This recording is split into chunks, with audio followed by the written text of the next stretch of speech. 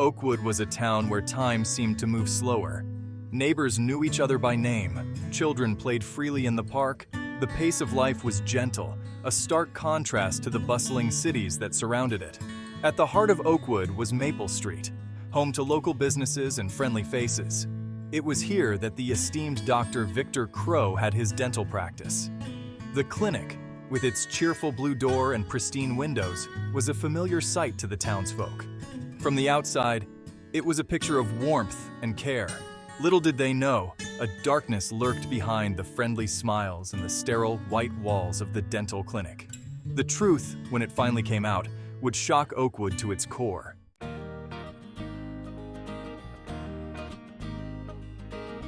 Dr. Victor Crow was a pillar of the Oakwood community. He was known for his gentle touch, his reassuring demeanor, and his dedication to his patients. People would travel miles for his expertise, trusting him implicitly with their dental health. Dr. Crow had a way of making every patient feel like they were his only priority. He would listen intently to their concerns, explaining procedures with patience and care. His reputation extended beyond his professional life. Dr. Crow was an active member of the Oakwood community.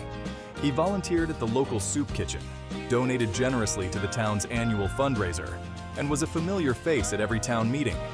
He was the epitome of a model citizen, someone parents held up as a role model for their children. His presence in Oakwood was synonymous with integrity and warmth, making the truth even harder to believe when it finally surfaced. Beneath Dr. Crow's charming persona lay a chilling secret. Behind the kind smile lurked a mind consumed by greed. He meticulously crafted a plan to exploit his trusting patients. The plan was simple: inflate income by increasing root canal procedures. It preyed on people's fear of dental pain and trust in their provider.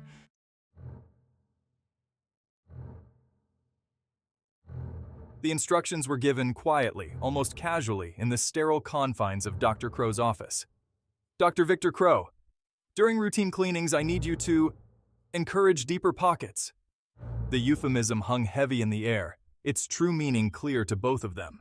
Laura, trembling. I understood what he was asking. Dr. Crow was instructing me to subtly, insidiously damage the patient's gums, creating the perfect conditions for future root canals. The thought of intentionally harming the people I was supposed to care for sent a chill down my spine. This was not the dentistry I had dedicated my life to. Yet I stood there paralyzed by fear. Laura, I understand this is unconventional, but think of the good we can do with the extra income. Dr. Crow, his eyes cold and calculating, had anticipated her hesitation. But Laura saw through the facade. She knew the truth. This wasn't about charity, it was about greed. With a heavy heart, Laura agreed. Sighs heavily. All right, Dr. Crow.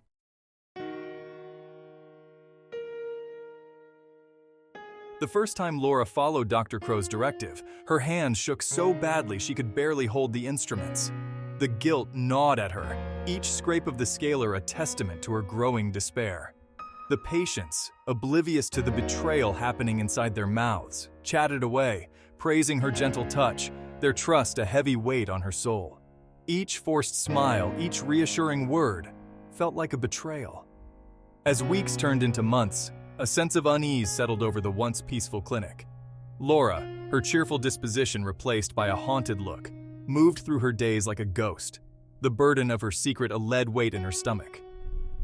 And Dr. Crow, once the epitome of warmth and compassion, now seemed to exude an air of smug satisfaction, his smiles tinged with a hint of something cold and calculating.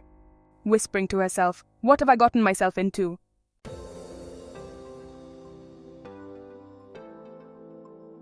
A breath of fresh air arrived at Dr. Crow's practice in the form of Emma, a recent graduate eager to make her mark in the dental world. With her infectious enthusiasm and genuine warmth, Emma quickly became a favorite among patients and colleagues alike. She brought with her a youthful optimism, a belief in the inherent goodness of their profession, a stark contrast to the growing darkness that had taken root within the clinic walls. Emma threw herself into her work, her mind eager to absorb every detail, every technique, every piece of wisdom shared by her more experienced colleagues. However, beneath her cheerful exterior, a sharp mind observed, analyzed, and began to notice a disturbing pattern in their patients' dental records. Something doesn't quite add up here.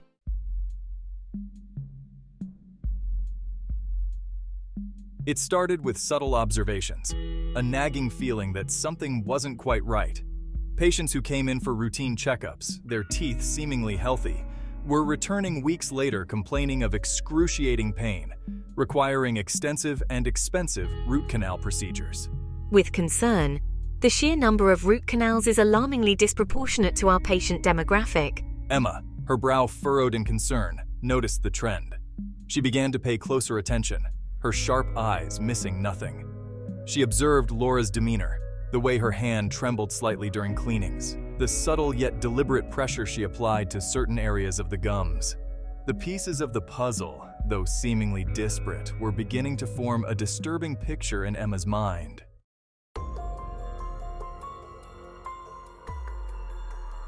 Driven by a deep sense of unease and a commitment to her patient's well-being, Emma began to discreetly investigate her suspicions.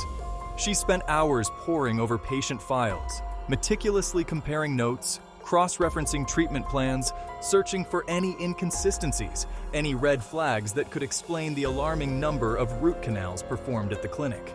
With determination, the deeper I delve, the more convinced I become that something is terribly wrong. The evidence, though circumstantial, was mounting. She started documenting everything, her notes scribbled in a small notebook she kept hidden in her locker. With each passing day, Emma found herself walking a tightrope, her desire to expose the truth battling against the fear of jeopardizing her career, her safety, and the well-being of her colleagues.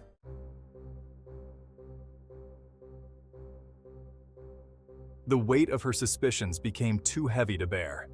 One evening, after the last patient had left and the cleaning crew was busy tidying up the waiting area, Emma found Laura alone in the break room, her shoulders slumped, her eyes red and tired. Taking a deep breath, Emma decided to confront her. Nervously, "Laura, I need to talk to you about something important." Laura's head snapped up, her eyes widening in fear. She glanced nervously towards the door, her hand instinctively moving to cover her trembling lips. Strained. Emma, it's late. What is it? Softly, "Laura, I know what's going on. I know about Dr. Crow and what he's making you do."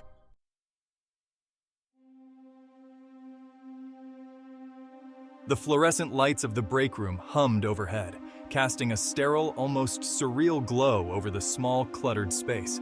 Laura's face drained of color, her eyes wide with a mixture of fear and resignation. She knew, deep down, that this moment was inevitable. Emma, her youthful idealism now tempered with a steely determination, met her gaze, her expression a mixture of concern and quiet anger. "Laura, you don't have to protect him. What he's doing is wrong and it needs to stop." The silence stretched between them, broken only by the muffled sounds of the cleaning crew down the hall. He'll ruin me, Emma. He'll destroy my life.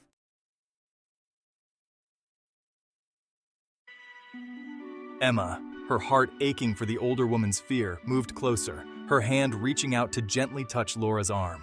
"Laura, I understand you're scared, but you're not alone. We can fight this together." Laura's eyes, red-rimmed and filled with a weary sadness, met Emma's gaze, a flicker of hope igniting in their depths.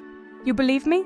"I believe you, Laura, and I believe we can stop him." A shared sense of purpose, fragile yet undeniable, began to form between them, a silent pact forged in the face of fear and uncertainty. They spent the next hour, their voices hushed, their words tumbling over each other in a torrent of suppressed fear and righteous anger, outlining a plan. A desperate gamble to expose Dr. Crow and end his reign of manipulation. The days that followed were a blur of clandestine meetings and whispered conversations. Emma, filled with urgency, gathered evidence, her notebook filling with damning details. Laura, emboldened by Emma, began to subtly resist Dr. Crow's directives. Dr. Crow sensed the shift, the subtle defiance in Laura's eyes. The clinic's atmosphere grew heavy with suspicion and unspoken threats. Despite the mounting pressure, Emma refused to be intimidated. She knew the risks, but couldn't remain silent. Her determination was fueled by a deep sense of justice. One evening, as Emma was leaving the clinic, a voice stopped her. It was Laura, her face pale but resolute. "I have something for you." She pressed a small unmarked envelope into Emma's hand. Emma clutched the envelope tightly, a glimmer of hope flickering amidst the fear.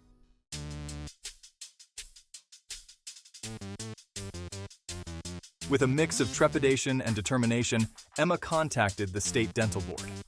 She presented her findings, her voice trembling slightly as she detailed the depth of Dr. Crow's deception. The board members, their faces a mixture of shock and disgust, listened intently, their expressions growing more serious with each piece of evidence presented. The wheels of justice, slow but relentless, had been set in motion. Inside, Emma found a collection of meticulously kept records, dates, times, patient names, and detailed descriptions of Dr. Crow's instructions to Laura. It was the missing piece, the irrefutable proof she needed to expose the truth. The envelope felt heavy in Emma's hand, a tangible symbol of the burden Laura had carried for so long.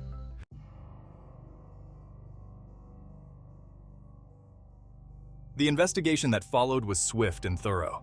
Investigators from the State Dental Board, their faces stern and focused, examined patient records at Dr. Crow's clinic. Patients, their faces etched with a mix of betrayal and anger, were interviewed, their stories painting a damning picture of a trusted professional who had abused his power for personal gain. Dr. Crow, his carefully constructed facade crumbling, maintained his innocence. He denied the allegations, his voice shaking with feigned indignation as he attempted to discredit Emma and Laura, portraying them as disgruntled employees with an axe to grind. But the truth, like a persistent cavity, had a way of eating away at the surface, exposing the rot beneath. The evidence, meticulously gathered and presented, was overwhelming. The once respected dentist was unmasked as a fraud.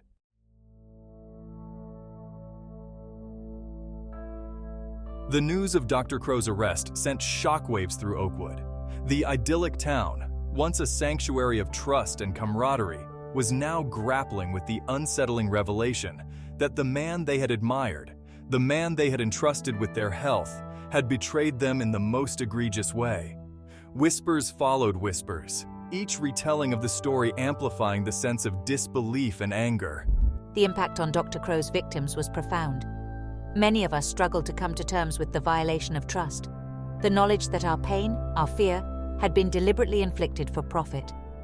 Our once unwavering faith in healthcare professionals was shattered, replaced by a lingering suspicion that cast a long shadow over future interactions. The once sacred space of the dental chair, a symbol of care and healing, now felt tainted, a stark reminder of the vulnerability we had unknowingly endured.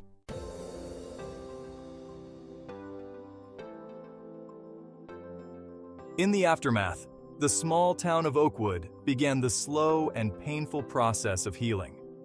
The dental clinic, its cheerful blue door now bolted shut, stood as a silent monument to the consequences of unchecked greed and the courage it takes to stand up for what is right. Finally free from the burden of my secret, I found solace in the outpouring of support from the community I had wronged. Their forgiveness was a testament to the power of redemption. Hailed as a hero by some, I faced my own challenges. The weight of my actions, the knowledge that I had played a pivotal role in exposing a respected member of our community, left an indelible mark on my young soul. Yet despite the personal cost, I knew in my heart that I had made the right decision. The truth, however painful, had prevailed.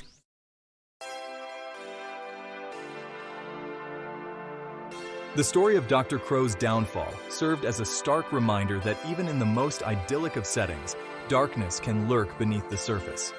It ignited conversations about ethics, accountability, and the importance of speaking truth to power, no matter the personal cost. Dental schools across the country used Dr. Crow's case as a cautionary tale, a stark illustration of how greed and ambition could corrupt even the most noble of professions. The ripple effects of Emma's courage extended far beyond the town of Oakwood.